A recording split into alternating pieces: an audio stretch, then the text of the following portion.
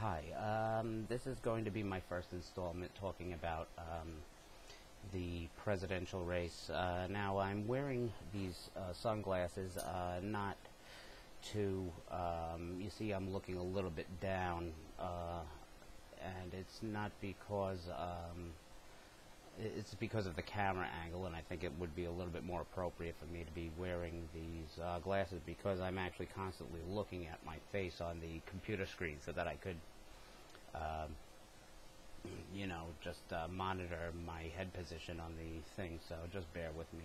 I'm talking about today the religion aspect of this presidential race and exactly what kind of a problem it would be if we wound up getting Obama into the presidential fold here. Now, a lot of people are very naive about Obama and exactly what it means that he's actually spent 20 years under this Jeremiah Wright character.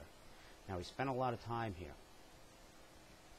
and I think that it's very important. A lot of people have spent a lot of time under this theology, which is called Black Liberation Theology. Now, it's not good. All right, Black Liberation Theology is naughty. It's not good at all. Black Liberation Theology is a very hate-based theology. Okay, now it's understandable if you come from somewhat of a Christian point of view. Well, of course, most people, who live in Queens, come from a Christian, Judeo-Christian background. There are a few people with Muslim backgrounds, of course, well, I don't want to talk too much about that because a lot of people in Queens have been affected by 9/11 and they have a lot of anti-Muslim sentiment. Now, the problem with this is that this is a branch off of Christian theology that is based pretty much on hate. Hate for whitey.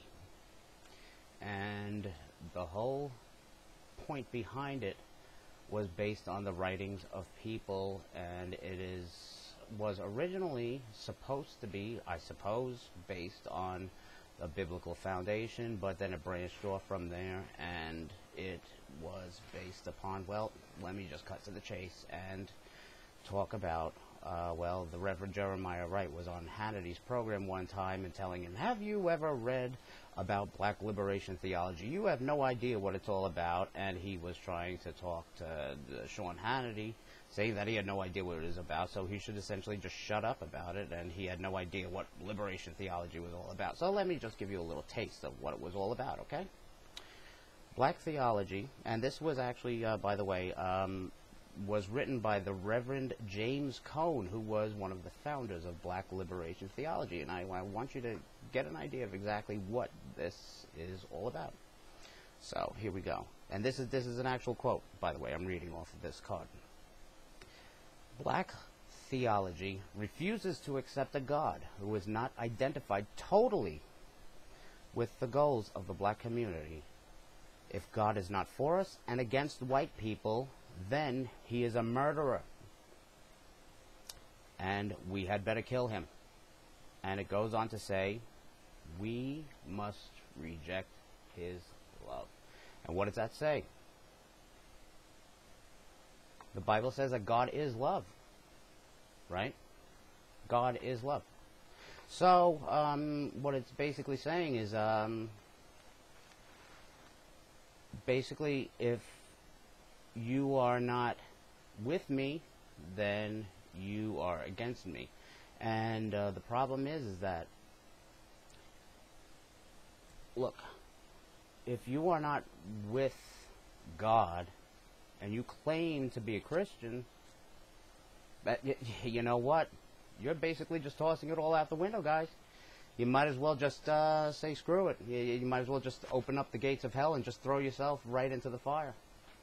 And these people are making money off of the black community under the guise of being a church. And these people are making tons and tons of money. Do you realize what Jeremiah Wright has just bought? A mansion, millions and millions and millions of dollars. $10 million mansion, is it? I don't know. He bought it in a white community, a gated white community, off of the money that his congregation has donated for him to buy and build.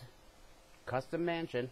Pretty big looking thing too. They show these helicopters up there, you know, showing this mansion and the progress of being built off of the money that these people, his congregation, apparently a black congregation, poor people, he told these people in his congregation, black congregation, all these years, that the reason why they were poor was because the white people were keeping them down all of these years, telling them,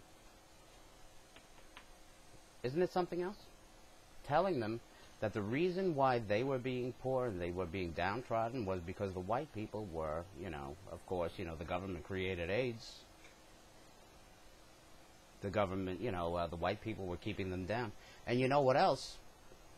Also basically telling them that, you know, do you know that I own black people?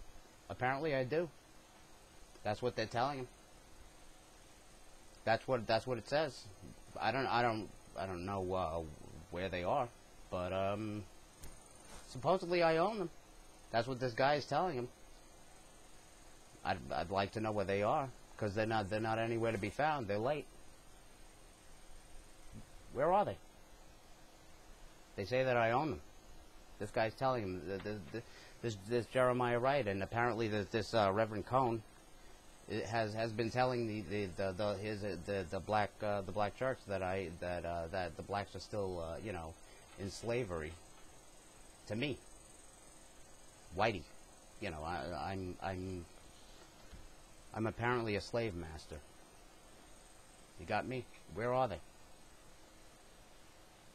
Anyway, figured I'd straighten out a couple of things about this black liberation theology stuff. And I'd like to point out that, by the way, you know, when these reverends are telling them that, you know, the white man is the devil, they are basically saying that their skin color, you know, if Whitey is the devil, then the black man is God. You're breaking the first commandment. Do you realize that? And, you know, let me read this again. If God is not for us and against white people, then he is a murderer, and we had better kill him. You're killing God. You're killing the Almighty. And we must reject his love, this says. And you're still holding church. You're still holding church. You're collecting money. You're collecting money in the pews. That's really something else. And this guy's building a $10 million mansion. Is that how much it costs? In a white community. Making money off of all those poor people. You're deluding all these poor people into thinking that you're something special. Isn't that something else? You're either with God or you're with me. And from the looks of it, it seems that they don't like God too much. You know, I've seen pictures of these people slapping him on the back. Yeah, you go, Reverend, you go. Get that Whitey. Get that Whitey. You show him.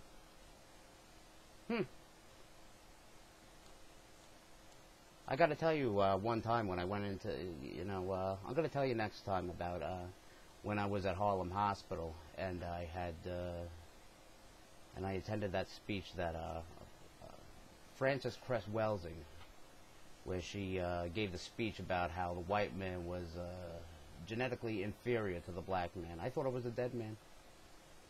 You know, it's not the first time. Got stuck during the, it was back in 1992, was it? I don't know.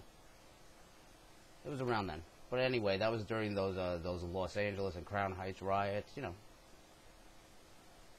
Anyway, it's not their fault that they're like that. People are telling them that, you know, that they gotta do those things, you know. And they're making quite a pretty penny, you know. It's a shame. you know. Anyway, I hope that somebody learned something today. All right. Anyway, I hope you guys have a good night. Okay? You take care.